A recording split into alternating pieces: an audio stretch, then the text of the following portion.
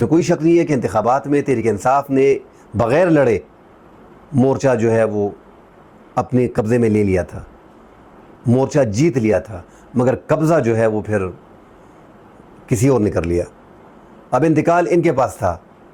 इंतकाल जो है जिस तरह एक घर का इंतकाल होता है, एक मकान का 5 मरला या 10 मरला है, उसका इंतकाल आपके पास होता है, रजिस्ट्री आपके पास होती है, डॉक्यूमेंट आपके पास होते हैं, मगर लोग आके कब्ज़ा माफिया उस पर कब्ज़ा कर लेते हैं, उसमें घुस जाते हैं। तो आप डॉक्यूमेंट लेके जाओ ना, क्या फ़ायदा है? उस डॉक्यूमेंट वो 4 आने के नहीं है, क्योंकि वो कब्ज़ा माफिया बड़ा ताकतवर होता है। थाने वाले उसको कुछ नहीं कहते हैं, वो मिले हुए होते हैं। वो अदालत में आप जाते हो, आप अपने केस वहाँ पे डिफेंड नहीं कर पा रहे हो, नहीं कर पाते हो।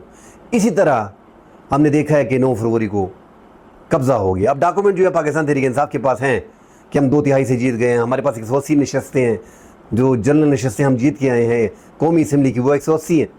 अब डॉक्यूमेंट जो है वो थाने वाले भी एक्सेप्ट नहीं कर रहे हैं,